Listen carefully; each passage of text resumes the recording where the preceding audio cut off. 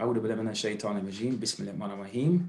I'd like to greet you all in the language of peace and paradise, the language of our mothers and forefathers, with the greeting of Assalamu alaikum wa rahmatullahi ta'ala wa barakatuh. And thank you all for taking the time out to join us on the BBIB platform, BBIB standing for Black British Islamic Bureau.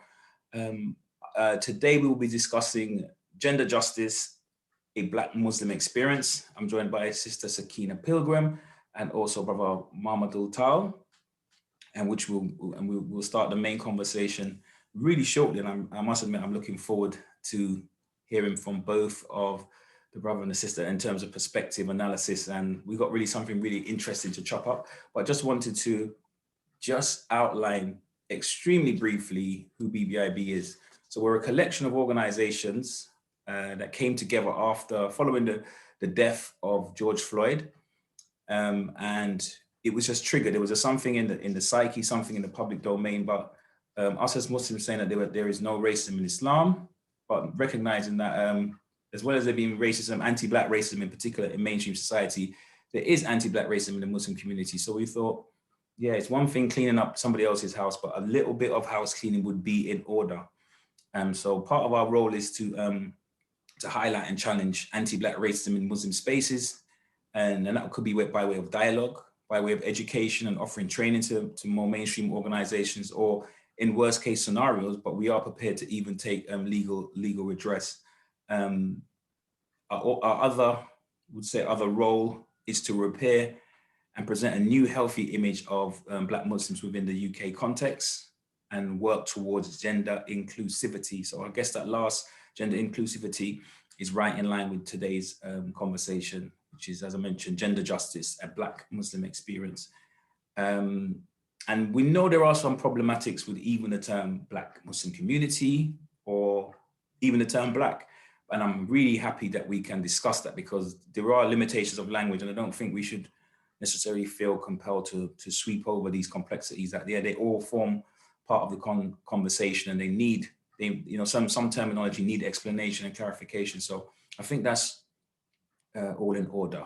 But I think that's as much intro as I'd like to do now. Apart from introducing myself as Bilal Alihu, many of you know me, and some of you may have seen me before. So I am one of the members of the BBIB, and I wouldn't say I drew the short straw. I'm going to stick with, it's an honor and a pleasure and a privilege to be able to interview or conversate with two very well-known individuals in the Muslim community.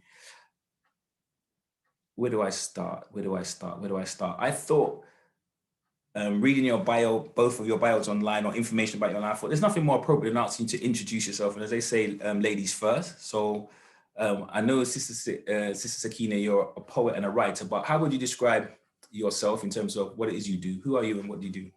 Assalamu alaikum wa rahmatullahi ta'ala wa barakatuhu. Bismillah ar-Rahman ar-Rahim. As-salatu wa salam ala Rasulillah. Assalamu alaikum. First of all, I just want to say I'm really honored and happy to be here and part of this conversation. I describe myself, I guess I'm a poet, I'm a writer, I'm a workshop facilitator, I'm a creative writing and poetry workshop facilitator. I'm also currently doing my master's in creative writing for therapeutic purposes. And my field of research is the healing potential of Sufi poetry, particularly looking at the West African tradition of qasidas, particularly Senegal. So I guess that's who I am. I guess I would say that I'm an educator as well.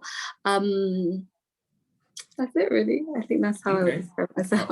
All right. Well, I'll be coming back to you, sis. I'll be coming back to you, but thank you for that.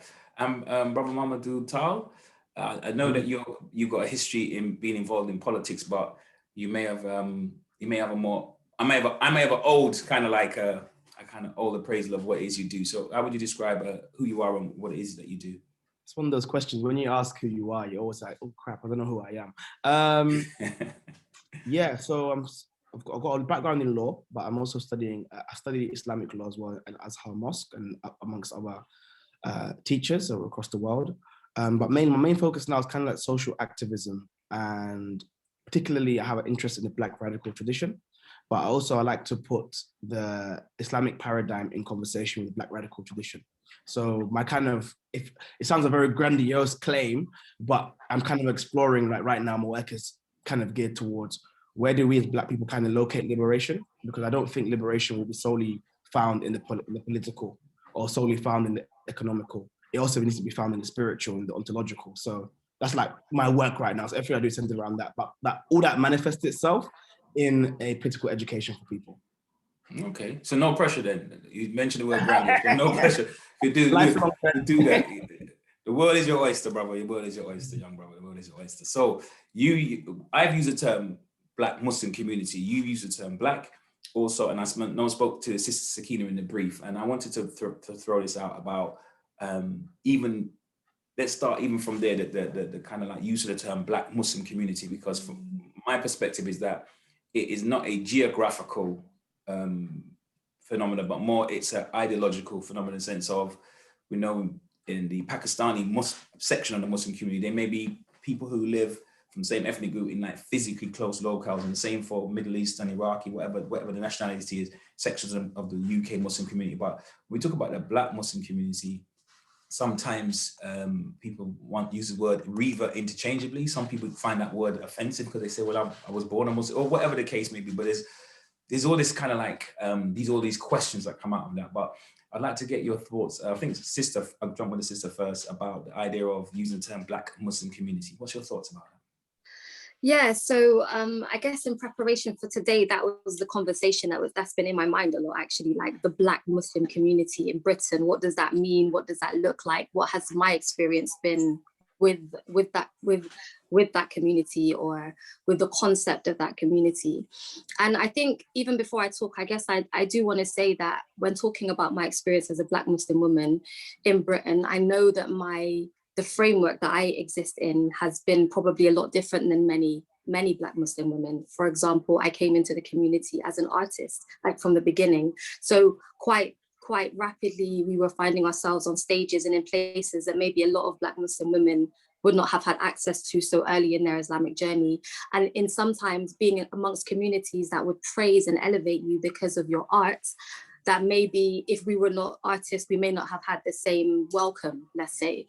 I'm also very aware of, and we can talk about it later, even things to do with like colorism and color dynamics, and what it means to be like a lighter skinned Black woman in the context of a wider Black community, and the privileges and the access. I've got that in my notes. I've got colorism in my notes. Yeah, so we'll get there.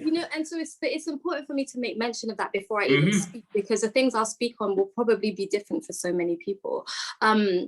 So what I'll say so personally, as a human, I'm not keen on the term Black as an identifier for myself. Like, I understand it in the context of community and of grouping, but the idea of Black as an identity, for me, I find it way too vague. It doesn't locate me anywhere. There's no food that's associated with what it means to be Black. There's no particular music, there's no particular cuisine specifically. If we're talking about the umbrella of Blackness, yeah, but as an individual, when you say a Pakistani person or an Iraqi person, you're putting them in a particular location. When you say Black, what does that even mean? It brings up so many connotations. And I also think of the concept of Blackness as a construction that our ancestors 400-500 years ago may not necessarily have identified themselves based on color.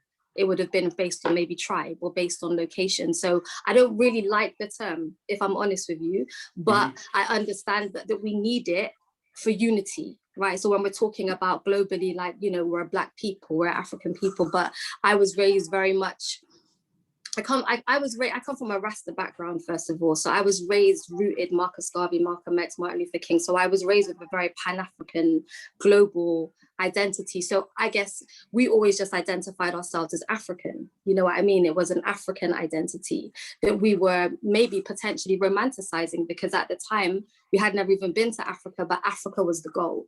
It wasn't, and yeah, we would use the term Black, but as I've gotten older, I'm like, what does that word even mean? You know what I mean? And there are even certain people that maybe wouldn't even have used the term Black, certain immigrant communities, until they came to England. But back home, they're Nigerian, or they're Ghanaian, or we're Yoruba, or we're this, or we're that.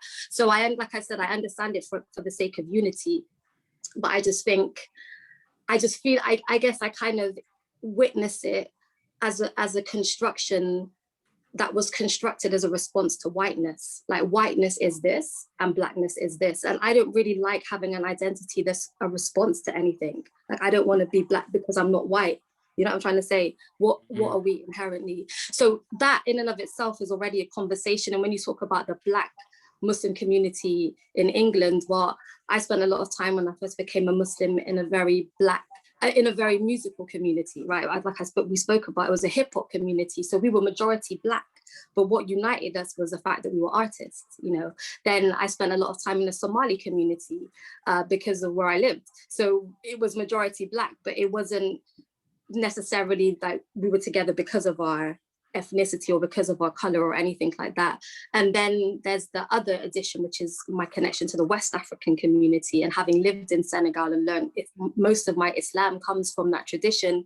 But when I'm there, I'm a white woman. Do you see what I mean? So it's also got its own complexities that I think sometimes trying to squash it into under one umbrella can be difficult, because definitely. Just to jump in, it definitely is difficult. Yeah.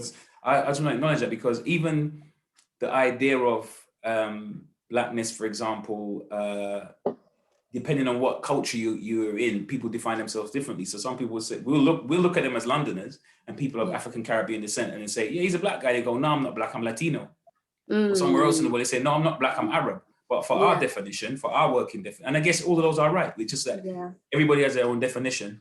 And maybe something about, like you said, it's a response to, because even African, the term African and Pan-Africanism was created. Well, Pan-Africanism was, created in the West Indies, for want of a better term, and kind of North America, to respond to like institutional and structural white racism, anti-black racism. So. You raise many interesting points. Many interesting points. So just only because of time, I'm gonna get the most out of you guys. So I'm gonna get Brother Mamadou to jump in. I mean, I think what Tina says is very interesting, actually, and it's something I've trying to understand more, because I think when we try to define what blackness is, it throws up a whole host of questions. Because when we think about it, as Tina rightly says, if you look at pre-colonial Africa, there's no such thing as this construction of black. It was, you were Yoruba, you were Mandinka, you were your Hausa, your Jola, your Fula. And then what you find is that, so I always say, people say to me, and in the work that I do, I say the concept of race itself hurts black people the most. It doesn't hurt anyone else but black people the most, because the concept of the construction of race in and of itself is hierarchical in nature. So like the emergence of Europeans in the soil. And again, I don't like the fact that white people are afforded to their cultures individually. White people are afforded their identities individually. But now I must be collapsed into one homogenous group of black. That's like unidentified, unspecified, and unrestricted.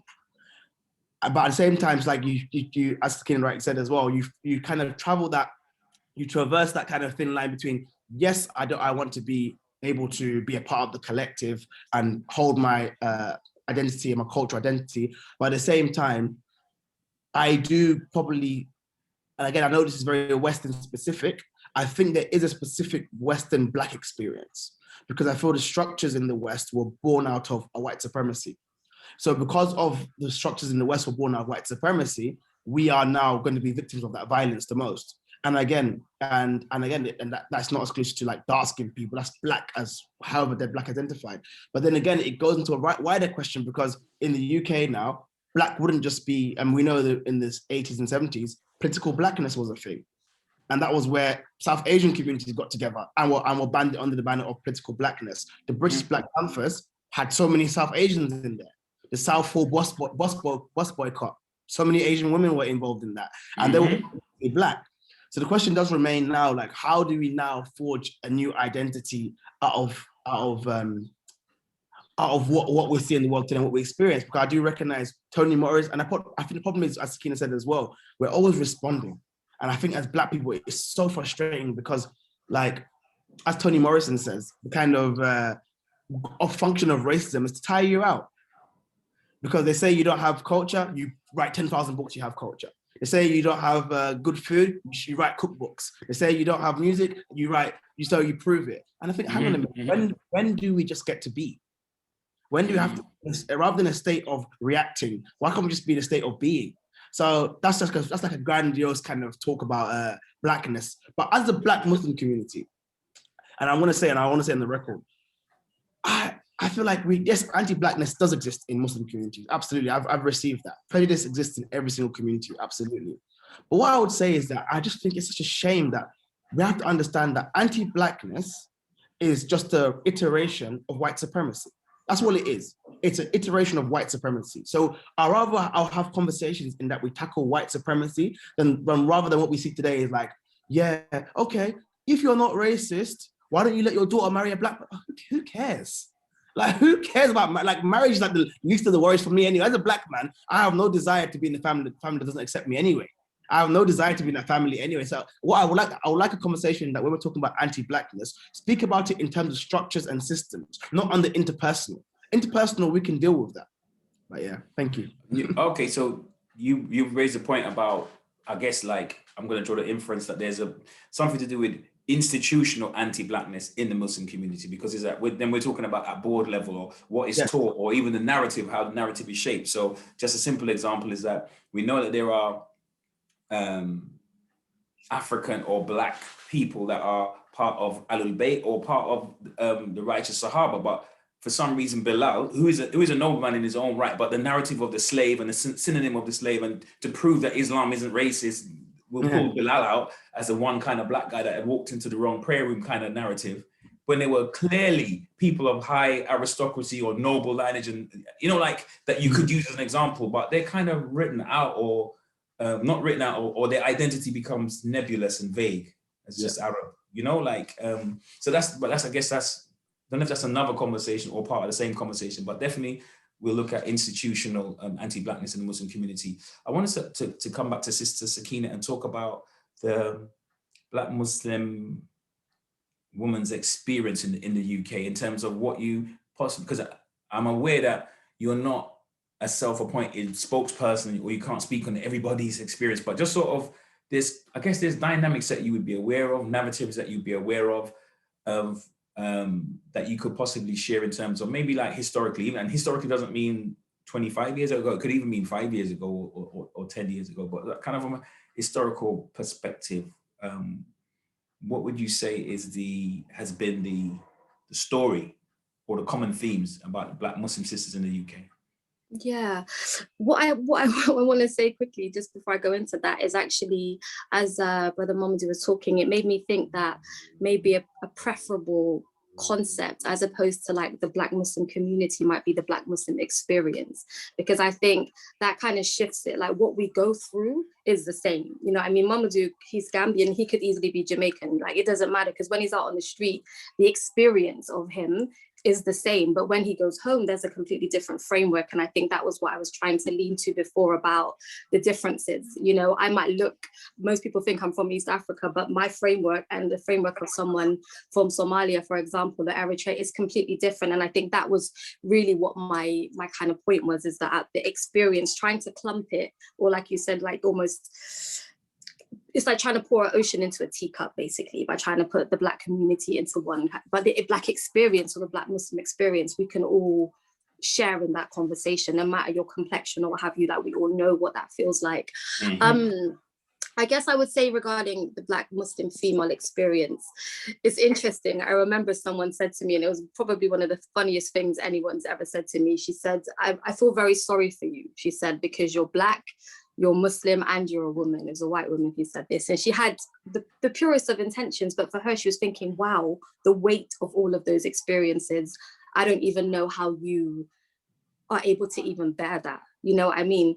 And I just thought it was funny, because to me, I see myself as the most magical entity on earth. Like for me, there's nothing more beautiful than a Black woman. There's nothing more beautiful than a woman who follows the way of Allah. And there's just nothing more beautiful than Blackness, in my opinion. So when she said that, it was almost like, Rare, that's how you see me. That's not how I see me. Like I see myself as like a Black unicorn, you know what I'm saying? Like, and I think there's something though in when people have low expectation for you, that it gives you a certain sense of freedom. And I kind of like that no one's watching me. I think it's a little bit like how I feel about, in some ways, the kind of way in which the Muslim community doesn't really pay much attention to the Islamic experience in West Africa. Part of me kind of likes that, like, don't worry about us, like, we're good over here. Look at your own stuff. Like, we got our own traditions that are being preserved in such a beautiful way. It almost feels like a pearl in an oyster to me. So for me as a Black Muslim woman, how I identify myself is with absolute, I think it's the best. I don't think there's anything more beautiful. However, within a wider framework, obviously people see us as, you know, some, like, outside of the Muslim community, there is this whole idea that, like, we must be uneducated, that we must be oppressed, that we are from the lower rungs of society. I remember once I was at an event and someone was talking about this very elite event she had been to, and she was like almost feeling sorry for me. She kind of was like, oh, I'm really sorry, you know, this isn't somewhere you've probably ever been to. And I was thinking, bruv, like, I could be the daughter of the Emir of Kano. Like, you don't even know me. Like, I could be the Queen of Zanzibar, you know, like, you have no idea, but you just assumed because I'm a Black woman with a headscarf on that I must be from a particular trajectory in life. I must be in a particular, like, location. Small things like when I got married, I remember I went to sign up at the local GP, and the woman behind the receptionist was like, spoke very slowly, "Can you speak English?" And I'm like, I just got an honors degree in English literature, you know, like, so all these assumptions, I think, that come from what it means to look like this. An assumption that you come from me, an assumption that I come from a refugee background, for example. So there are many things that that the experience comes with, as well as, I think, you know, you have talking about marriage. Mohammed spoke about marriage, and what he said is exactly my feelings. Like, anytime there's a conversation about race, you always hear, particularly a lot of brothers, like, if I wanted to marry your daughter, you know, oh, Pakistani uncle, you would say no. You know what I'm saying? And my thing is, like, why is that always brought up? You know, why is it that Black men, whenever it's Black Muslim men, whenever they're talking about this problem, they always refer to wanting to marry the local imam's wife? And so what I definitely... His daughter or his wife? Sorry, his wife. I mean, his daughter. Because that would be a problem. That would be a problem.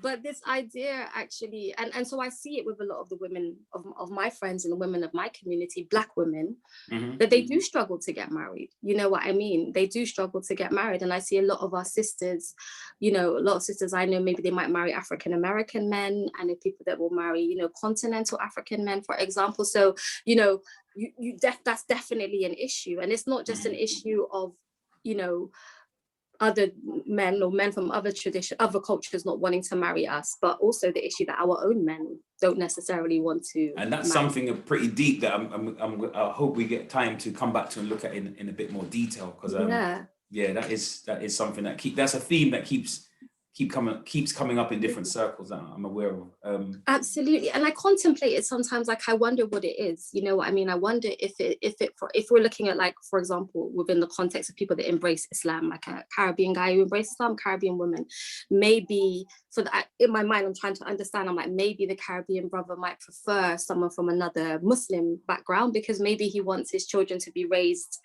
within that framework. Like, I'm like trying to rationalize, is it that you want to marry someone who's maybe Somali or Moroccan, or, you know what I'm saying, from South Asia, because you want that framework for your offspring? Or is it potentially because maybe the woman represents a life that you've left behind, and maybe you're afraid that if you guys, you know, that it might be thin, like maybe she might go back. I don't know what it is. Or is it simply, which I think it is, it's because there is very low love of self, you know what I'm saying? And the ones who tend to suffer the most by way of that is the women, you know?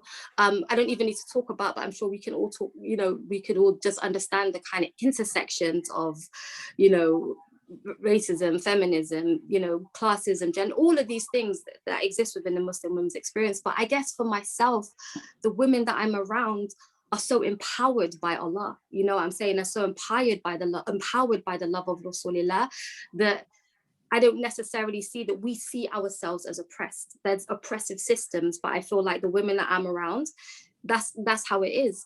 And then to add, but I'm not going to go into it, for myself and the community that I'm connected to, we're also now connected to a very deep, strong tradition of female West African shuyukh and scholarship, which has given us a whole other level of confidence of, like, I noticed that people from Pakistani backgrounds or Arab backgrounds, they too are running to understand, like, what is this tradition of female scholarship that exists in West Africa? Innately Islamic, no need to be Muslim feminist, no need for these other like additional terms alongside our Islamic femininity. So that's a whole other thing that we are drawing from as well. You know what I mean? So yeah, I guess that's my kind of feeling. My response to some of what you mentioned, or I can't help but thinking as a therapist, just thinking like clinically, like there is internal, post-colonial, post-transatlantic slave trade. There is anti-blackness, not anti-blackness, but colorism within the Black community. I almost found it comical when recently Oprah interviewed Meghan Markle, and there was a conversation about, and I kind of respect Oprah as a good actress, generally speaking, but when Meghan Markle mentioned that somebody asked how dark the baby's gonna be, and she gasped, and Oprah gasped, I was like, that gasp was in poor taste. You're an African-American woman, man. I'm not throwing nobody under the bus, but let's be real. We even have those conversations amongst ourselves as Black people when the man is dark, very light skinned and has soft hair, and the woman is very dark, or vice versa, or whatever. People say things like that. So how she was so astonished, I found that quite interesting. And to connect it to the issue of sometimes brothers not wanting to marry sisters from their own ethnicity, for want of a better term, I think it is possibly an aspect of it, because it can't speak to everybody's experience, but some of it is related to colorism. I guess we can't really get away from that. I mean, we spoke with Professor Danjuma last month, and he mentioned about when he was working in a particular mosque, and brothers would approach him for marriage, and they would say they're looking, Caribbean brothers might be looking for a, they're looking for a Moroccan wife or Iraqi wife. What's going on? What's with that? I'm paraphrasing now, and be like, for Arabia, it's Arabic. And they say, oh no, we got some good women from Sudan here that's not married and stuff like that. Very nice dark-skinned women, and they would freeze. But you're saying he didn't really have the women, but he just wanted to kind of test the psyche out. And so clearly there's something else going on apart from Arabic. But as I said, only because of time, I'm going to move on to Brother Mamadou to maybe speak about your perspective as a man, but being in the Muslim community and having a perception or a view of how you see the sisters historically. Yeah. And I said not ancient history, but any history that's relevant to your story. No, it's very interesting because so I'm 27. I'm going out on a limb. Bilal, you look very young, but I'm gonna say I think I'm the youngest on the panel today.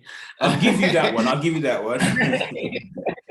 So I mean, right now, what we see right now is if you're on social media, Twitter, TikTok, Instagram, there is like my generation. There is beef right now between Black women and Black men. Yeah, Black women are just tearing Black men, and as I say, they're tearing their singlets, and many times quite justified. Yeah, and likewise, Black men are responsible in certain ways as well. But then, I just find the conversations to be kind of like they're not really progressing anything. It's like, okay, yes, but this is the problem. I think it's very important when Ina said as well that she feels she doesn't see herself as oppressed. Because I find that when you begin to make your trauma, your politics, and again, there is a place for healing. There's a place for healing. There's a place for speaking about your problems amongst people in a safe space, but that shouldn't be the guiding principle. Because things like colorism, futurism, texturism are what? They're eugenics. That's a form of eugenics. It's another iteration of anti-white supremacy. And when I hear Black women say, Black men are our oppressors, I don't believe that's the case. I think the oppressor is the oppressive systems. I don't think Black men have the political power to be the oppressor. That's not saying they can't act oppressive, but they're not the oppressor. I think it's very important that we frame the discussion. That's what I'm trying to do constantly. Okay, I hear what people are saying, of course, but let's direct that energy somewhere more useful. So what I was doing right now, and I recommend everyone do this, just read Bell Hooks. So Bell Hooks speaks about, in We Real Cool, Black Men and Masculinity, she speaks about what goes into socialization of Black men. Because why is it that because the question must remain, if so many Black women have a negative experience of Black men, and this is before, forget it being Muslim, so many Black women have an experience of a Black man called me a name, a Black man insulted the way I look, a Black man did this, and these are true experiences. The question then must be asked, what goes into socialization of Black men to make them act this way? And no one's asking that question. So again, unless we tackle that question, we're going to keep reproducing white supremacy. We're going to keep producing eugenics and these race essentialist arguments. So as for the community now, as a marriage as well. I hate the topic of marriage, but I kind of feel like it's a cringeworthy topic in some respects. The way I heard you mention it earlier on, like, why do people just jump from, can I marry your daughter? Like, it is slightly cringeworthy, but there is still something that's relevant in the sense that it's highlighting some sort of prejudice. From the black men, 100%. And I've seen it. I've seen like black men particularly who I know, they will like bend over backwards to marry into a non-black family. And whilst they're being insulted, literally, they're being, and again, that's what Sakina says, it comes from a place of not loving yourself. And I feel like what kind of, and to be fair, maybe even myself, I might have fallen victim to that when I was younger, because I remember my socialization growing up was I watched Christina Milian, Aaliyah, Beyonce, Kelis. These are the pinnacles of beauty and if you're lucky, you might have got a Gabrielle Union every now and again. You know what I mean? So these are the pinnacles of beauty for me growing up. So naturally, when I was younger, going into spaces of trying to think of like, you know, work out sexuality, things like this, I'm like, okay, yeah, this is what I find beautiful. And they say it's just a preference. No one is objectively beautiful. What you find beautiful is socialization. You've been socialized into believing what is beautiful. So and my turning point for me, if I'm honest, was Malcolm X, who taught you to hate yourself. That was like a turning point for me, because when he said, who taught you to hate the color of your skin, texture of your hair, the shape of your nose? Why did I associate? And I might not have been conscious, like I never verbalized it, but deep down I know I found certain things, certain quote unquote African features to be unattractive. But again, we have to be honest with ourselves as black men and hopefully go through that process of unlearning. And not for the fact of just to marry a black woman, but for the fact that first and foremost, you see yourself of worthy. You don't project unworthiness onto other black men who look like you. That's what, because that results in what? Why is it like you find black men on the road, young guys, teenagers, would rather like do a madness to other black boys, but wouldn't touch a white person? Because they deem the white person's life less than their own life. They deem white person's life more worthy than their own. So I think, my thing is that again, colorism, these things are so deep, but they go beyond just like marriage topics. It goes to beyond like gang crime is involved in it. How you see yourself, how you then project onto your mothers, how you then end up reproducing white supremacy and eugenics. So I think that's why I'm just trying to have that conversation more. And within that conversation, we can have the one about marriage, of course, but let's not focus just be why are black men not marrying black women. The conversation should be what goes into socialization of black men to see themselves as less than. No, absolutely. I have to agree with it 100%. I think that the phrase you mentioned about the gangs, it reminded me of a saying from a deceased PhD, Muhammad, that systematic, automatic remote control, that people act out in a certain way because of like the socialization process. And there's a really interesting piece by Amos Wilson as well, Black on Black Violence and Self-Destruction in the Service of White Supremacy, Psychodynamics. Is a really, really, really powerful read, because it like talks about the systems. There's this behavior that we see, but there's these systems in place that keep them replicating, those behaviors being replicated generation after generation. And I think that's what we have to, I guess, try to disrupt. And even this conversation is part of trying to disrupt that matrix, trying to break the signal or put something else out there. We might not be able to get to all of the answers, but maybe we can raise enough talking points that people can see this and they can get people reflecting a little bit more critically around these issues in a deeper way. Sister Sakina, I want to jump back to yourself and ask you about where do you think we are with respect to the gender dynamics in the Muslim community, just in terms of gender and females being rightly empowered, disempowered, not really wanting to be empowered, quite happy where they are, or are we missing something as men? Because I get the impression that there's a kind of Western agenda, and it's just a way to sort of try to attack the Islamic tradition by always bringing up women's position and women's social standing and why they're female imams. And every so often somebody makes a fairly poor documentary, but it's on a probably mainstream station, so it'll get a certain amount of interest about sexism in the Muslim community. They 10, 15 years ago, it was on the Killings was doing the lap and things of that nature. Then we had a radicalism that's kind of got a bit, I don't know if it really does what it does in the press like it used to. Every now and then we have something, but it seems like as there's a gender war in society at the moment, I would say, definitely in the Black community, although hopefully it's coming to the end. But now the part of that gender war and that whole feminist and ultra left wing and this talk about Black Lives Matter, the movement, and they got an agenda to kind of remove men from the process. And so there's a lot going on with this radical feminism and things of that nature. What's your thoughts about where Muslim women are in the Muslim community?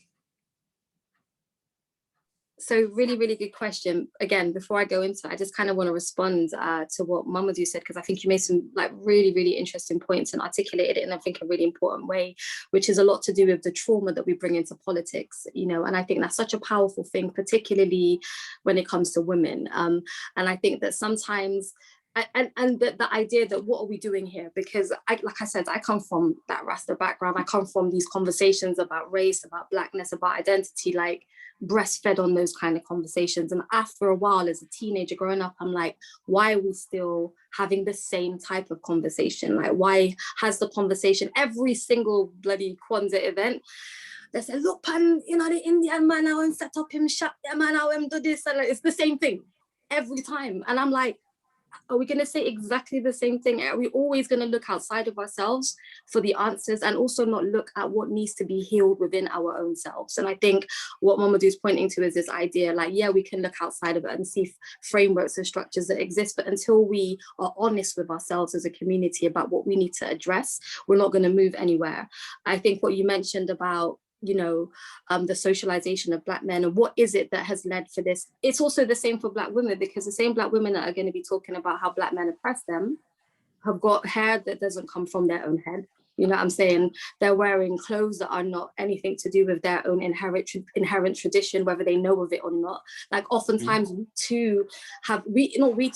probably as women may have potentially internalized it the most, you know what I'm saying, and don't even know how to honor ourselves and don't sometimes even know how to receive honor, because that's another thing. There's one thing about being honored, but someone might come and honor you, and if you're not ready to receive it, you don't even know how to accept it. You hear these conversations of Black women sometimes, like I've seen it on YouTube, like, oh, we just want like a road man, we want someone to be like, shut up, like do this and do that. They want to be rough, they want to be treated in a rough way. If a good guy comes along, they don't like, oh, I'll eat him up, I'll chew him up. I don't want a guy like that. So what you're saying is that you don't even know how to receive honor, basically. You know what I'm saying? Those kind of guys that treat women like that as a gentleman, they will destroy the relationship. Oftentimes they destroy the relationship because there's a script that I'm not worthy. The unconscious script is I'm not worthy. So when he treats them in a certain way, noble, like this is not for me. So I'm uncomfortable in this role. When you shout at me or there's threats of violence or aggression, as traumatic as it may be, it's predictable and it's what I'm used to. But when you put me in a new environment of honor and integrity, I'm freaked out. So I'm going to destroy this because I'm not worthy. I just wanted to throw that in because I'm working on a piece about 100%. And so even for me, like when we're talking, sometimes I'm hearing people talking about reparations for the Black community. No, get therapy for the Black community before we get reparations, because if we get that money, we won't even know what to do with it. We'll probably just use it to buy more hair pieces and, you know, imitate some other person from another culture. Do you know what I'm saying? So I think we'll floss for a year, maybe, and it'll be a hell of a party, but it will come to an end, and it exactly, very quickly. I don't even for 3 months, money's gone. You know what I'm saying? Money done. Exactly. So I just kind of wanted to, I guess, to reflect that, like it's both of us. It's on both sides. Both sides of the coin actually have a lot of work regarding that. With regards to, like, I guess the role, like women and where it's going and all these different things, I very much believe that, like, not even believe, just fantasy believe, but inherently know with a knowing that every single answer that we need exists within the Quran and within the tradition of Rasulullah alayhi salam when it comes to how we need to exist in this world as women. I don't see personally that I need to look outside of my tradition to find answers. And I think that what's happening is because a large majority of Muslim women in this modern era don't have access to proper knowledge, don't have access to proper scholarship, don't have access to proper gatherings of knowledge. We don't even know our tradition. I remember I was interviewed, someone was interviewing me about Islamic feminism. I don't subscribe to the idea, because who can validate me more than Allah Ta'ala, who's already validated me in the Quran? Do you understand? He's already validated my soul. He's already validated my position and my experience. I don't need to go out of my tradition to find that validation as a woman. You know what I mean? It's to me, that's almost, particularly because when we look at, and again, I'm not a scholar on feminism, but when we look at the tradition of feminism initially, it wasn't designed with Black people in mind. It wasn't designed with me in mind. It was really about white middle class women retaliating against the same white supremacy that was oppressing me too, right? Family argument. So it's basically a family argument. Yeah, it's your business, you know what I'm saying? And I get it. Again, don't get me wrong. Like, I also understand why people are finding a vocabulary outside of our tradition for this. But again, it comes down to, in my opinion, you know, insecurity in what it means to even be a Muslim in the modern world. I think there are still many Muslims who hold this idea to, even though they might practice it, that this is an outdated way of life. Like, this is what we do at a particular time of the day or a particular, you know, day of the week, but it's not for everybody an inherent life code. You know what I'm saying? And I think if you know, almost like we're reducing Islam to ceremony for burials and weddings and traditions and stuff like this, but but some people unconsciously or and no fault of their own, but necessarily maybe the miseducation of the Muslim world is like we need to modernize and we need to have a reformation. You hear these, I'm progressive, I'm liberal, and you know, like I'm liberal Muslim, progressive Muslim, and a little bit troubling, but understandably, if you kind of step back and look at the bigger picture of what's been going on. And again, don't get me wrong, I don't think there's anything wrong with refreshing the deen. You know, we have this concept, I believe it's Tajdid or something. Exactly. That in every age there's someone who comes to refresh a fresh gaze. We should be constantly looking at our tradition and understanding it within the context, but we're not going to, like, you know, some European philosopher to try and get those answers. It's more not like, to remove aspects of Islam that we find problematic vis-a-vis the modern world, like, because it's uncomfortable. We want to remove those aspects of what we derived from the Quran, the Sunnah, and the classical scholars. Like, that's when I talk about reformation. I'm talking about in that context of people trying to reform. Exactly. So so again, I think that, you know, if I was to think about what is necessary, and when I think about the Muslim women that have empowered and inspired me throughout history, they're all women who strive by way of education. They are women who strive by way of their devotional practice as well, because I think there's a certain power that comes when you know that you're striving with Quran, that you're striving in your ibadah, that you're striving in your worship itself, because strength comes from that. That there's a particular confidence that comes when you know that you're striving in the way that Allah Tabarak wa Ta'ala has prescribed for you. I think it's important that women understand within the framework that, and it's, for me, I must say, sometimes the conversations about Muslim women in the Muslim community are like so dead. I don't even listen to them. This is a healthy conversation, because it's always like, and Khadija radiallahu ta'ala anha, mashallah, Aisha. It's the same for women. Regurgitation. But it's more than regurgitation, because what is happening is these only 4 women are being presented as this ideal that we're supposed to, that actually we're kind of shown that you'll never be them though. Like, you'll never quite be Aisha, you'll never be, so you kind of, it's almost like they're there, but you can't be them. So we'll create a narrative of honor for these women, but we don't honor the everyday Muslim women who's going into the masjid. And that's the problem. If I'm putting Khadija up there, I'm saying it's okay to marry a woman in her 40s who's been divorced. It's okay to have your woman earn more P than you. It's okay, but we're not saying those things. We're putting these women up as almost like icons that are unreachable, and no one gives them the respect that, no one gives the women the respect that they would give those women. The same with, you know, Aisha radiallahu ta'ala anha. Like, how many, if there was right now like 2 courses happening of 2 women, like a man and a woman giving a lecture about Ramadan, and the woman has studied 20 years in the desert, and the brother did 1 weekend course in some summer class in Medina al-Munawwara University, and they were both giving the same lecture, how many men would go to the females lecture? In reality, they'll go to the guy who's on a summer course in some, like, and how many females would even go to the female sisters lecture as well, because there's that as well, which is the whole thing, right? And so this idea that, like, how do we honor the female scholarship of this day in reality, you know? So all of that to say that it's important, if we're going to be bringing up these names and bringing up these people, that we look at them as a role model that women too can aspire to be from amongst, you know what I'm saying? And I think, and if that's the case, then they should also be given that same level of honor. But I'm just of the opinion and this is just how I live my life as a Black person, as a Muslim, as a woman, that I need to do my own work. I can't expect anyone to honor me until I honor myself. I can't expect anyone to respect me until I respect myself.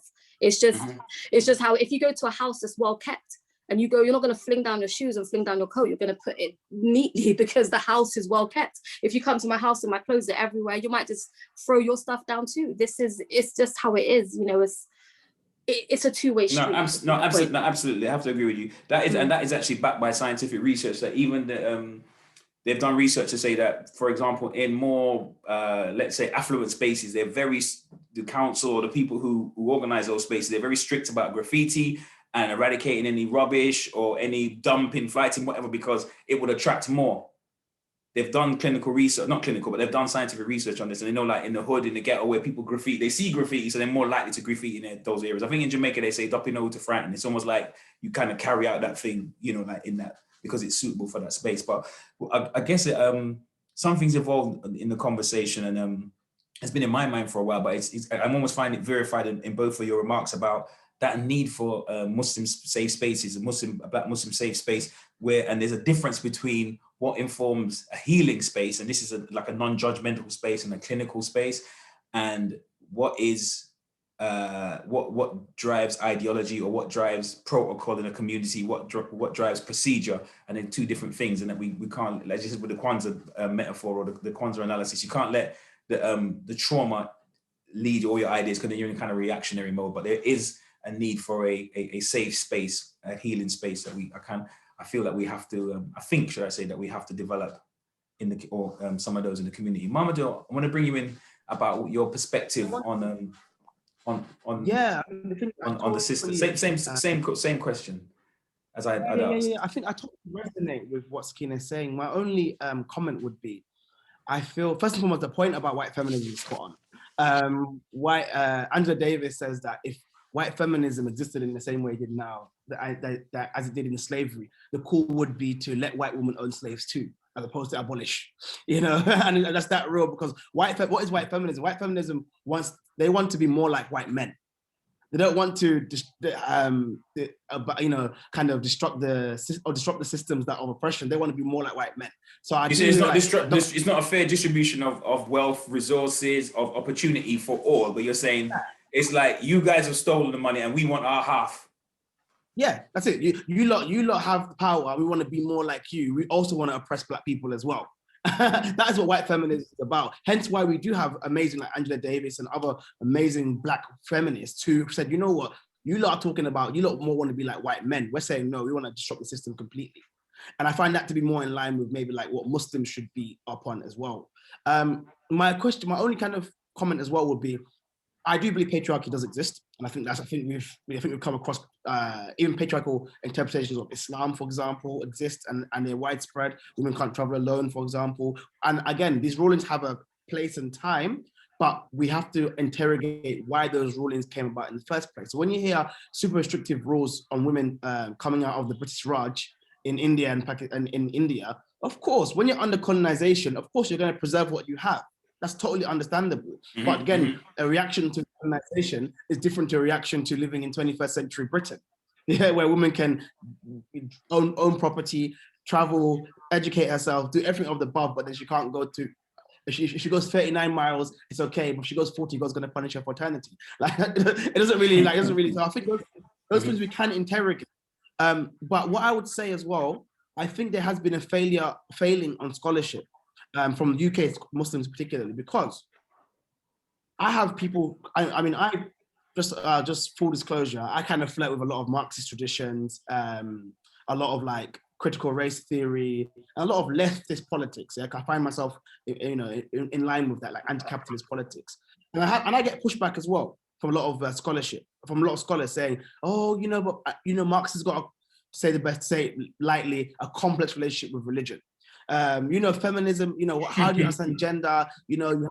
Gender as well, or what's this non-binary stuff? Again, it's quite, just a point, it's quite interesting. The concept of non-binary, by the way, I'm not saying it's Islamic, but it does exist in pre-colonial Africa. Like, it's not a new concept. The concept of not having a genderless is not a new concept, by the way, yeah? So I understand that, but I'm not pushing that as Islamic, by the way, either.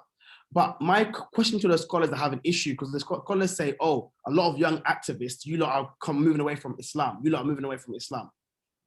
I don't believe that, but if that's the case, but my response would be, you as a scholar, why have you not put forward a framework that challenges wealth inequality, race inequality, and gender inequality based on Islamic principles? If you're going to say, don't become Marxist, don't become a critical race theorist, don't become a neoliberal feminist, fine. Because I believe you have good intentions. You worry about the theological ramifications of those theories. So part one is good. Part one, don't become those things, is good. But the second part is missing. Is that what don't become those things. Don't become, again, we all know Marxism has a very antagonistic relationship to religion anyway. I know that. To put it politely, yeah. Put it politely, again. And however, I do recognize that, at the same time, I don't know, personally, I can take these critiques and not affect my faith. I can take a critique on capitalism and not let it affect my faith. But not everyone can do that. Fair enough. I'm more in the realm of academia, fine. But my question is then, fine, if you have an issue with all these theories, and if you have an issue with the way that the trajectory of activism is going among young Muslim circles, put forward a theory based on Islamic principles. And until then, keep quiet. I'm sorry, because what you're telling people now, telling people who are facing oppression, don't do anything. That's what you're saying. It sounds very conservative. It sounds very like the status quo maintains, isn't it? Like, yeah, it sounds very unfair because people are experiencing racism, experiencing gender violence, experiencing wealth inequality, like on a mad scale. And you're saying that, no, don't do anything. No, like we have, and the thing is, I truly believe Islam has the model though. We have the model of Moses and the Pharaoh.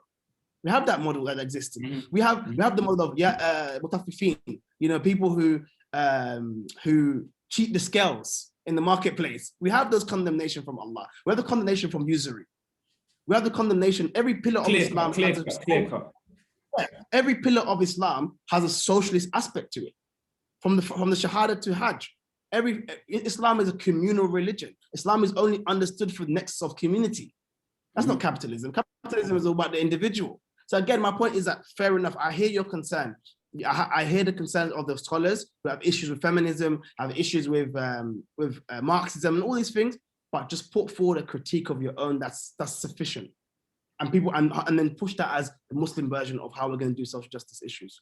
Yeah, no, I hear that loud and clear, because I've noticed because of social media, the rise of Muslim influencers and whether hijabi influencers or what I would call like Muslim motivational speakers, they're not shuyukh, they're not ulama, but they just talking to the issues that the young people that find pivotal, and they give an answer. And then there's many people that, many more let's say formally educated in the Islamic sciences that would say haram. But apart from the fatwa about what they're saying is haram, you ain't really said what the right answer is. So that's why you look on the influencers videos and it'll be like 100,000 hits in a few days. And then you look at the Sheikh's video, it's okay, 10,000. It's quite a disparity between the level of influence or interest that is kind of like leveled. So I think that's social media change the game. It's a kind of sign of the times. I think as well, it's not really helpful. Like, again, people, I think such a shame. We have such a rich tradition of scholarship. And like, I think about it, those who know Aqidah, those study Aqidah, we took that from the Greeks. Like Ghazali, as beautiful and amazing as he was, he took a lot of his methodology from Aristotle. Like this whole thing of how we prove the existence of God, God being, God having pre-eternity, his oneness, all these things, and the opposite being untrue for God. He can't have fana. God has to be baqa, he has to be everlasting. These things were taken from before and we adopted it, so it's not a problem. So my thing is, let's say we have critical race theory today, or feminism today. Take those principles and say, okay, this is what we can allow in Islam, and this is what we can't allow. That's it. Rather than say it's haram and it's kufr. And I just want to even just quickly respond to that, and I think it's really, really true. I think, however, probably what I would say is that in previous times, there was a basic foundation understanding of deen that you had, like you said, I know what you studied, I know your background, so you can read Marx and it not trip you out. You can read, I'm saying all these different things, whereas unfortunately, many people in our tradition, our society, and if we're looking at the Black Muslim framework or the Western Muslim framework, the foundation isn't even there. Yeah. You know what I'm saying? And so I think what's problematic is when they're going out into the world, then there's no roots. So they're becoming like lost leaves, you know what I'm saying? And not like, for example, I can look at myself as a woman of faith. I'm currently doing a course on female mystics, right? From the Hindu tradition, from the Christian tradition, from the Jewish, my faith does not shake because I'm rooted in what I'm about. Do you understand? So it doesn't affect me reading about someone writing poetry about Krishna. I'm not suddenly gonna, you know what I'm saying, start like losing myself. And I think that a lot of it is to do with the foundation. And I think that's what's kind of missing. We think it's okay, you know, that maybe we might send our kids to like madrasa Sunday schools, and they might even, if they're even paying attention, it might just be on their computer games, it might just be on Insta whilst, you know what I'm saying? And I think, unfortunately, and maybe it might also come from the fact that in some of our Muslim communities, it was just the norm to kind of send your children out and know that they would receive that foundation like back home. You send your kids, you know, to the madrasa, your teacher will teach them what they need to know. I feel like in the West, you don't have that luxury. Like, you have to be a lot more on point with the ways in which your offspring or your families are grounded in knowledge, because what's coming at us from, you know, whether from the television, from the media, social media, is so powerful that little couple of hours in the madrasa is not enough for your child to have a response to the world, you know what I mean? And I think that's part of the problem. It's like, if I look at, you know, my connection to Senegal, every child, you know, at least in the Medina Bay, in the village that we spend a lot of time in, every child is half the Quran, or if not half the Quran, they've gone through the Quran. They have a basic foundation of fiqh. They have a basic foundation of, you know, aqidah, basic stuff. You know, what some of the young people that come from Mauritania, like one of my friends was telling me that in Mauritania, if you haven't memorized at least like half the Quran, people wonder, like, what happened in your childhood? Like, what happened to you? Were you raised with no mother or no parents? Like, something must have happened wrong for you to not know basic. It's not the norm. It's not the norm, right? So then when you go out, you've got your fiqh, you've got your Quran, you've got your understanding. When you then go out and, like you said, grapple with feminism, you're not looking at it because you're looking for answers. You're actually, you know, looking to, you know, if anything, you have an appetite for knowledge, and you're trying to find reflections and what can I take and what makes sense. And, you know, it's a different relationship. And I think you're right. I definitely don't think the answer is for us to be locked away. We're not like monks in a mountain somewhere where we're just going to read our texts and we have no engagement with the world. This is not the Islamic tradition at all. We're supposed to be in the world and actually, in some ways, like the forethinkers, and, you know what I'm saying, in high positions in society, because we've got a foundation which, unfortunately, I think is not there. So I guess that's kind of, I have to acknowledge that both of your last remarks are extremely important and part of a much bigger conversation for the Muslim world. I don't even think the Western world or the Black Muslim people like the Ummah. That's an Ummah question, because I think that is a global issue, that in many different pockets you hear similar themes about people,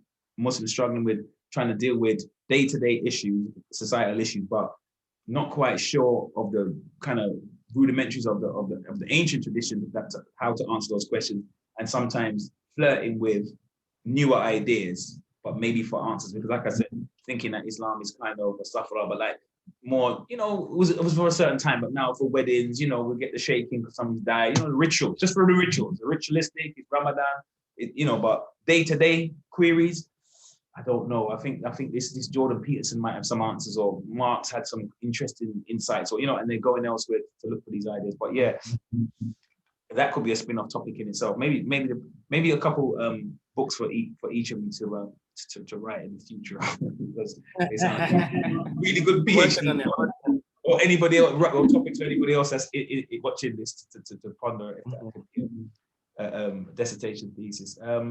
My last question before I bring in our other participants is, beyond victimhood to visionaries. Mamadou, what does that mean to you when you hear that? I think that's what we said today. Like, having spaces for healing are important, but that can't be our guiding politic.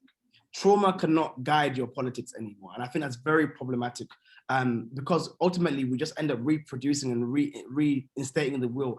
Like, my thing is, like, and I'm someone who, like, again, reads the abolitionist theories, is that how do we build healthy communities?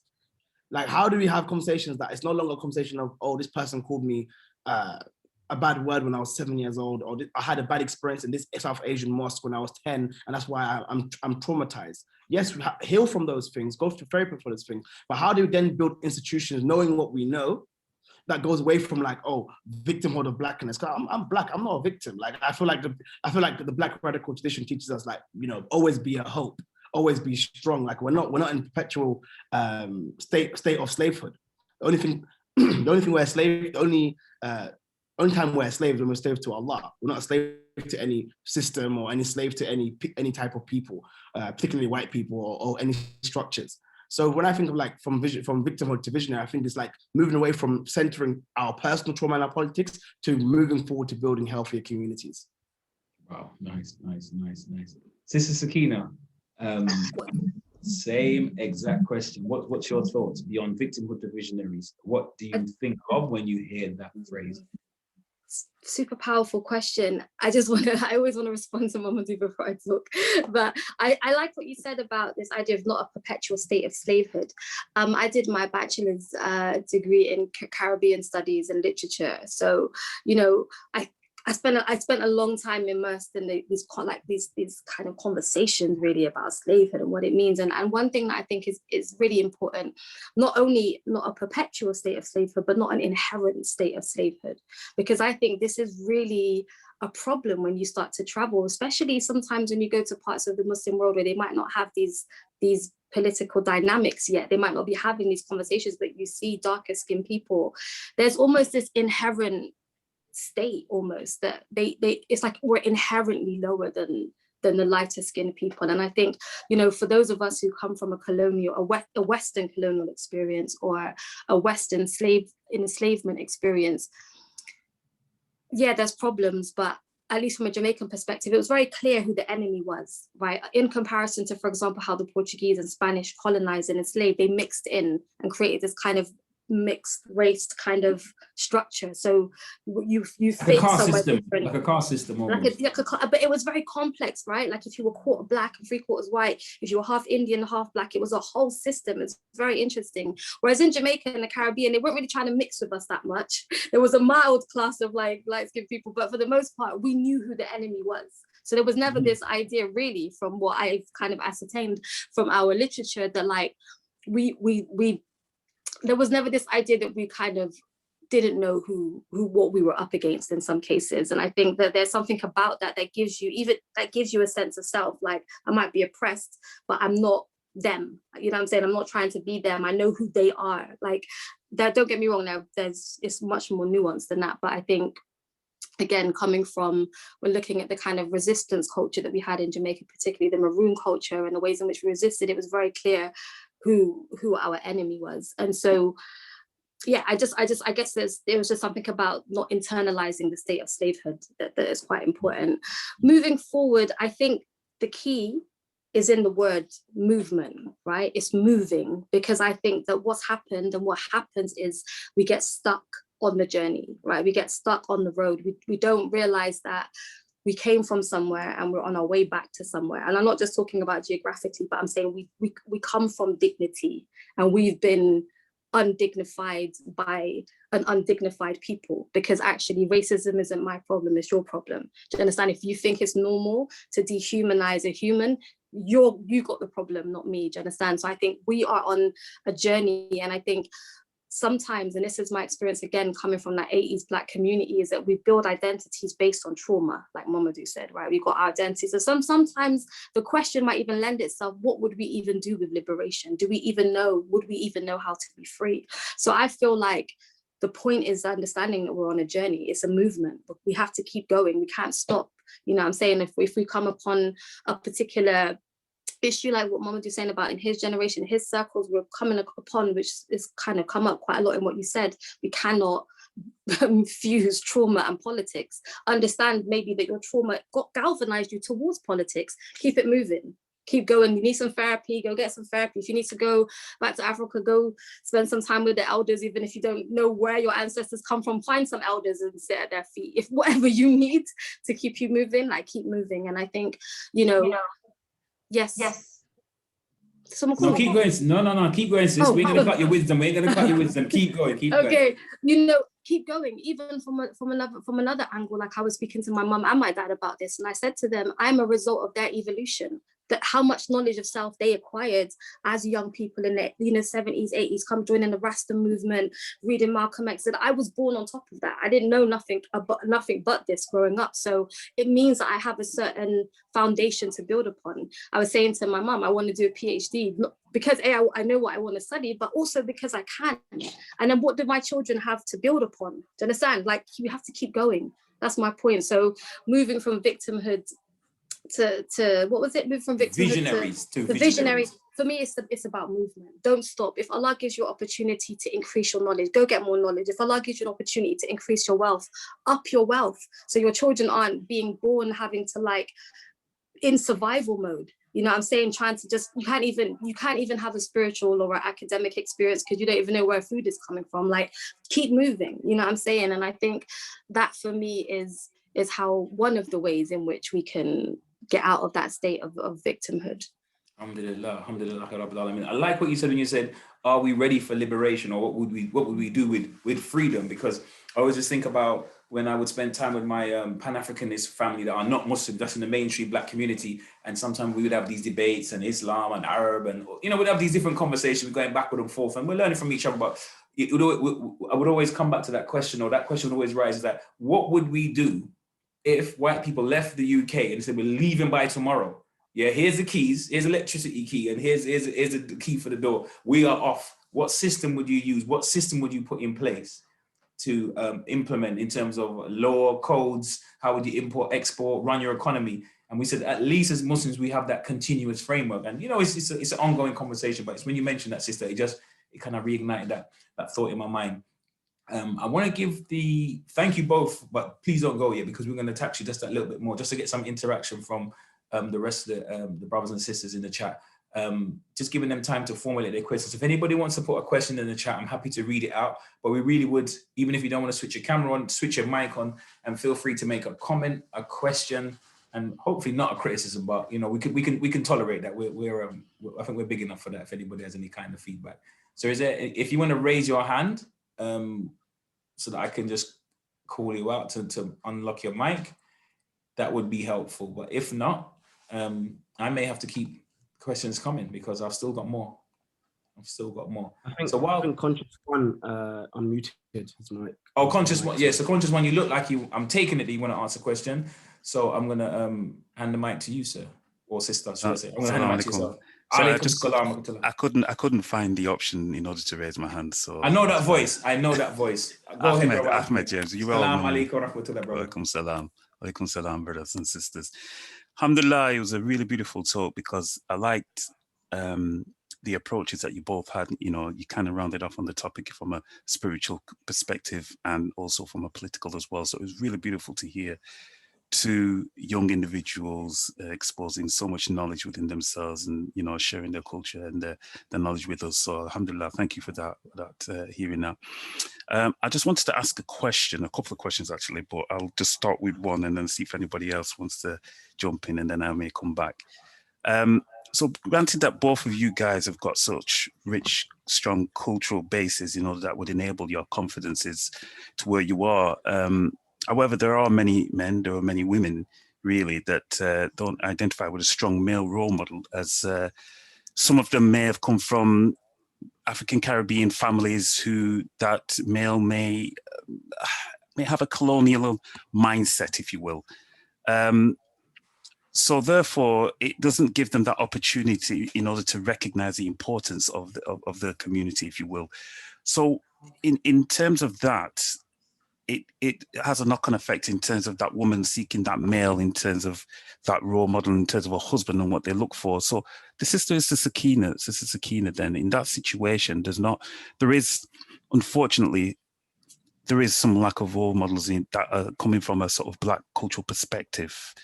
Where does that leave some of the sisters, and can we blame them for making those difficult choices in that mindful of looking for a husband? That's a really, really good question, actually. And first of all, just in response to the last bit of the question, 100%, there can be no blame, However, I definitely think, like if I look at my background, I was obviously not born Muslim. So, you know, for sure. You know, similarly how Momadou was talking about the kind of females that were presented as attractive or what have you, and the light-skinned girl, For us, where I come from, like coming from the hood, like we were only interested in the most hoodist of guys, you know what I'm saying? The ones that had been engaged in all kinds of criminality.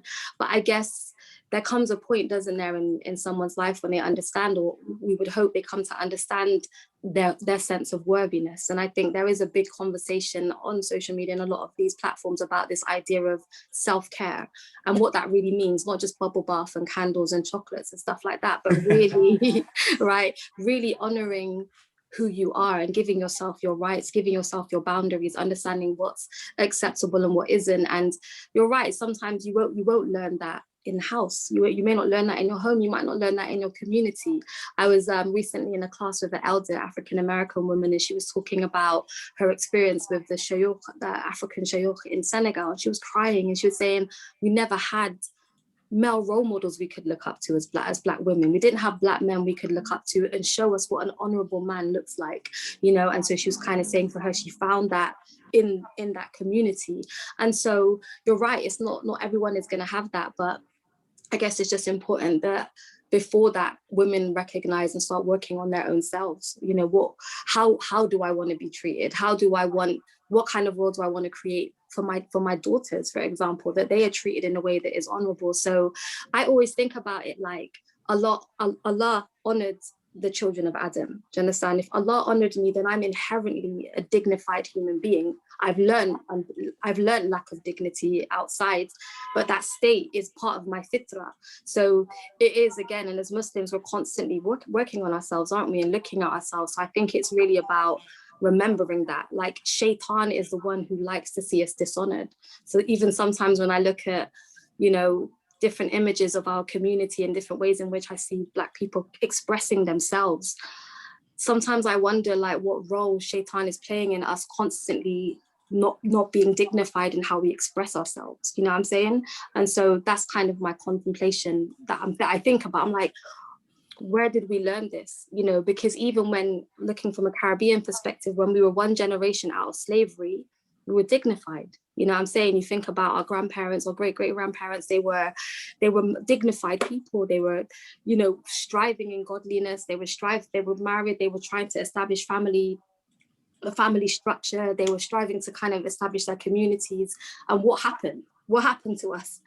And I think a lot of what happened to us is us coming to the West, you know what I'm saying, and wanting so much to be accepted that we lost ourselves and we lost our dignity. So that's my reflection on it. Interesting that you say that, sister, because I think about the same thing with the elders that came on a Windrush, when people talk about, oh, you know, Black men and being fathers and being providers and protectors. It must be to do with our genes and, you know, epigenetics. It's in the genes because of slavery. And I'm saying, so what about Granddad that came on the Windrush? Them guys dressed sharp. They was up early on a Sunday shining their shoes. They were very thing about keeping your fingernails clean, not eating with a hat at the dinner table. And they were very meticulous about manners and how you address people and things of that nature, all about huluk, all about character.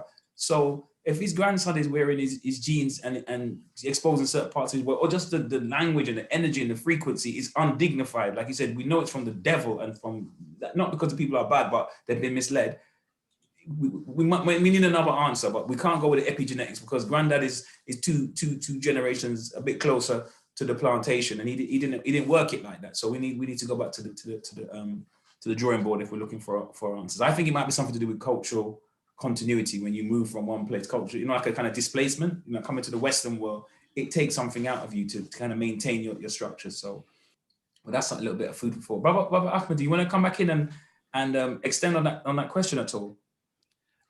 No, it's good to hear that. I'd like to hear Mamadou's perspective, seeing as you've dropped in there as well. So I'd like to hear Mamadou's perspective on that.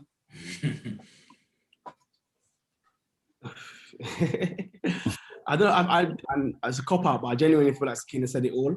Okay. I guess my only kind of, I think a lot of Black people in the UK, we suffer from aspirational whiteness, that we aspire, and I feel that's when, and this is again, I'm always going to lean on my leftist thinking, but again, I think even the notion of Black community is actually a myth. and even the notion of this kind of homogenous Black Muslim community. It's a myth. We don't have, we have a Black Muslim experience maybe we can tap into, but ultimately we are divided by our interests. We are divided by our material interests more than anything. The West African, that's why I feel like this is why I think in terms of how I'm doing politics now, I'm trying to move away from the Black nationalism kind of politics where it's just Black centered, because in the UK, and a bit of topic, but I want to just throw it in there.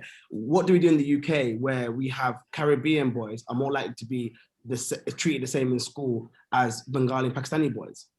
When we have West African boys who are different, children of West African immigrants far outdo Caribbean boys in school. So we can't have a Black only politic in this situation. We have to be looking forward to how do we, manage our politics in this arena, because it's not a Black only thing here. And so I kind of feel like when as a community, again, we suffer from aspirational whiteness, I think, and we actually are more divided by our interests materially than anything else. Sorry to go on tangent, Ahmed. I hope you're well, bro. No. Thanks for inviting me. I'm good, man. I'm good, man. It's always a pleasure to hear you, man. It's always a pleasure. Right. Go on. Go on, brother. Go on, beloved. Is there another question I could ask? For sure.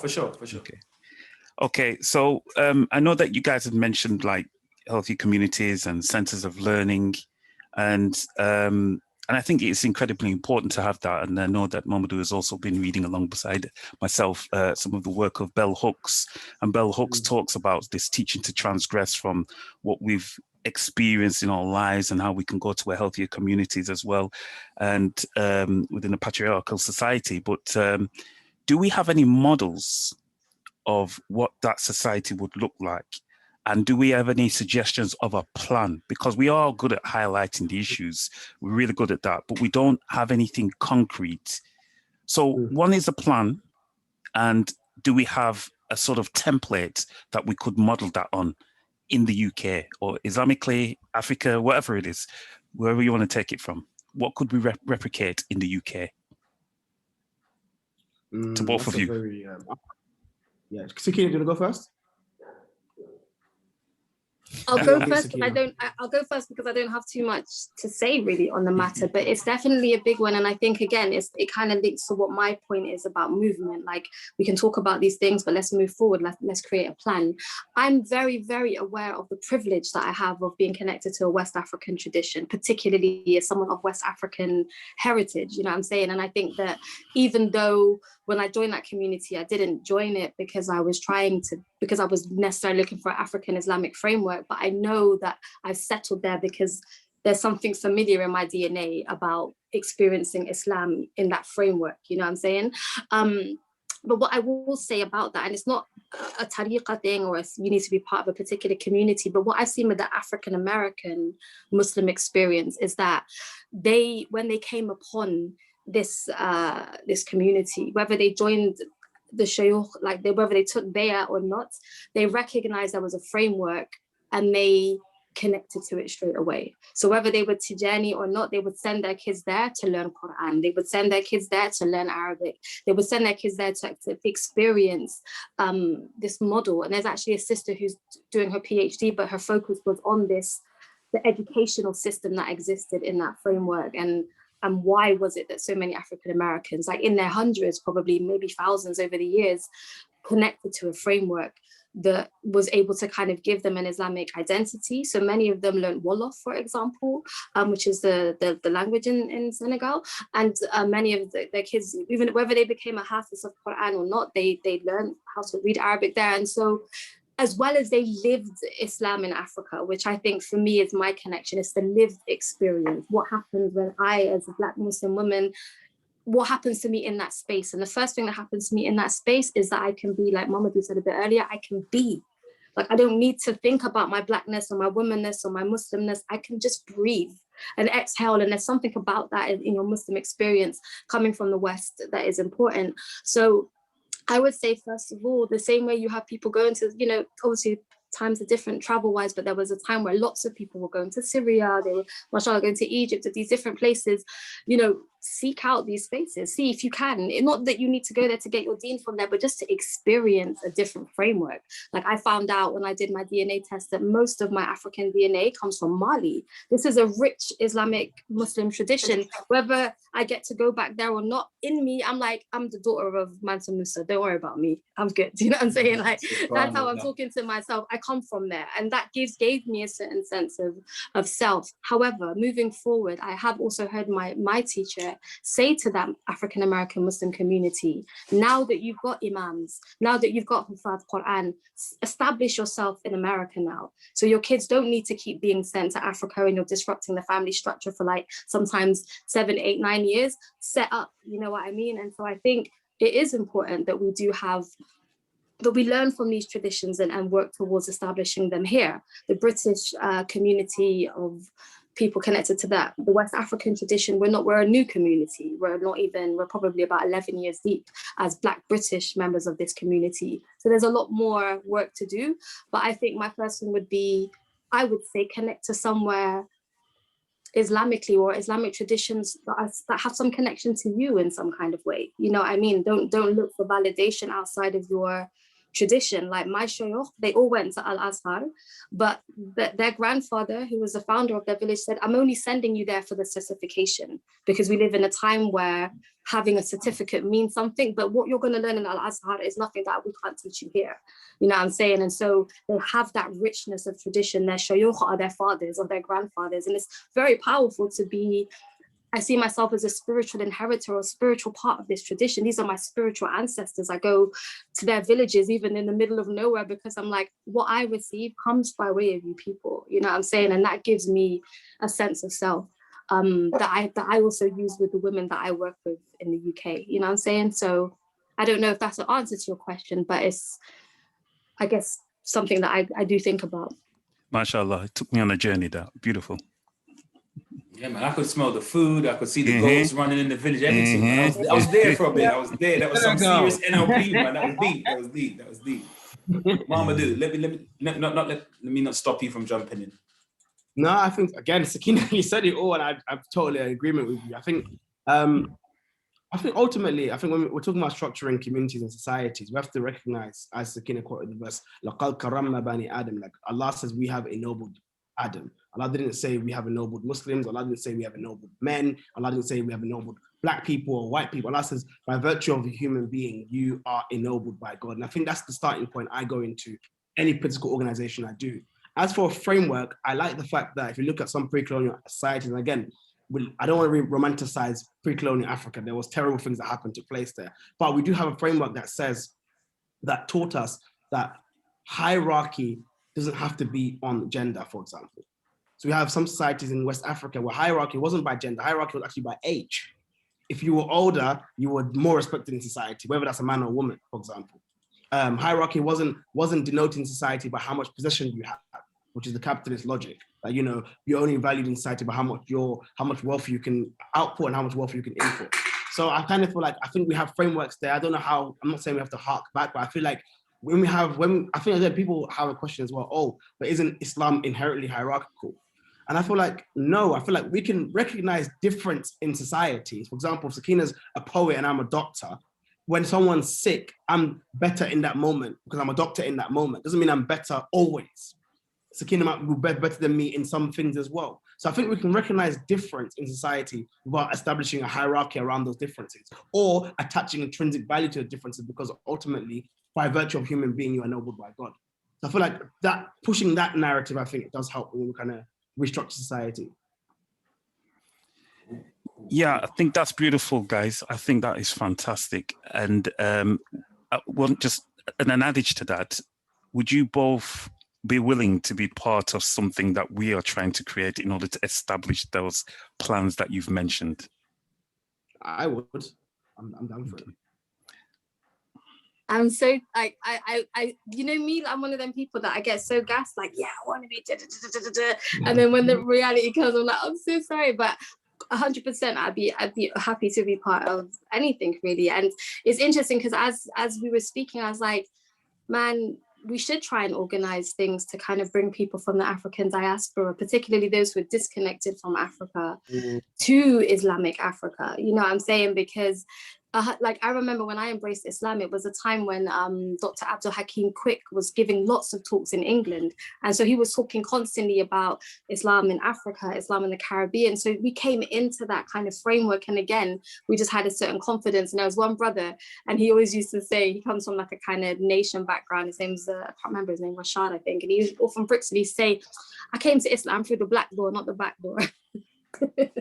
You know what I'm saying? Because I came to Islam through the black door, not the back door, meaning that I came with knowledge of self into this situation. I didn't come as a slave, you know what I'm saying? And I think it's quite important that we understand that. For some people like myself, I feel like I had gone through, I'm still going through, but this knowledge of self as a black person. So when I came into Islam, I really was not, I made a dua before I took my shahada. I was like, Allah, I'm not looking for friends amongst these people. I'm just looking for you. Like, I'm not here to join anyone's community. I'm literally here for your face, you know?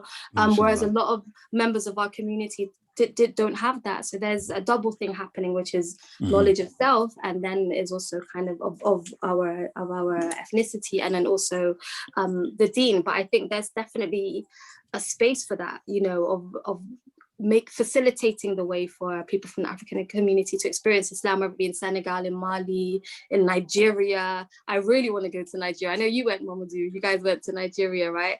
I'm desperate to go to Kano to see this Islamic royalty that exists in the royal palaces, and this kind of intersection of spirituality and royalty, you know, Ghana, like there's so much. And I think these things are, even if you just get to taste it for 5 minutes, you come back when you go to the mosque and someone's looking down at you, you just have a different way, because you're like, you don't even know, like, my people, like, you don't even know like what establishments we've got, you know. So it was just a thought really that we should try and facilitate these types of things.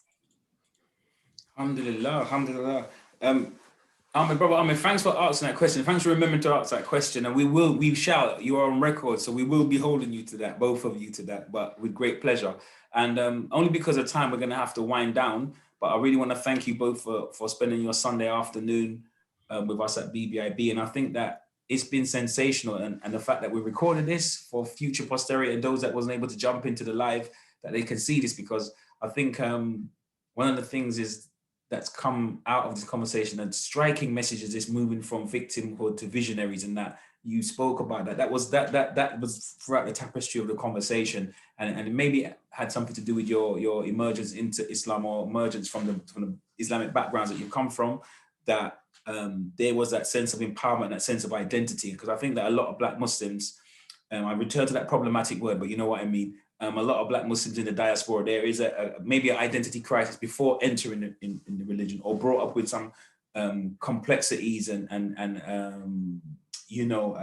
complexes about race, or about identity, and about inferiority and things of that nature. So I think these are really important things that we have to continue to speak to address, to try and create those spaces where our people can heal. And as I mentioned, our people can heal. I just want to make one announcement before I finish off, and that is that we have created a Muslim safe space for the month of Ramadan. It will be beginning on the 17th of April. The time will be 6 o'clock. It's a 45-minute Zoom. Poster will be coming out with the link, hopefully by tomorrow. But essentially, it's psychological well-being and lockdown. So just everybody can keep themselves in this. It's a non-judgmental space. It will be facilitated by mental health trainers, psychotherapists, and it is, like I said, a non-judgmental safe space. People will have their cameras off. They can have pseudonyms on the screen, so if they need to speak freely and self-disclose, but it's not a replacement for therapy. And we will be giving like references for places you can go to if you need any help with actual mental health. But it's just a Muslim safe space where people can kind of like debrief or offload. And we're going to start that off for the month of Ramadan. So just wanted to mention that. And to thank all of you who made this afternoon your priority. This was decreed by Allah, and I feel like I feel honored to be a part of it. So, and if there's any last words anybody would like to say, but that's, as they say, that's it from me. No, thank you so much for having me. Thank you, my brother. So keep that. We're going to have to catch up soon again, inshallah. All right. Absolutely. Take care, Even brothers. more there. Thank you. Jazakallah khair. Thank you. Take care. Nice speaking with you all. Bye. Take care. Assalamu alaikum. Assalam. Take care. Barakallah.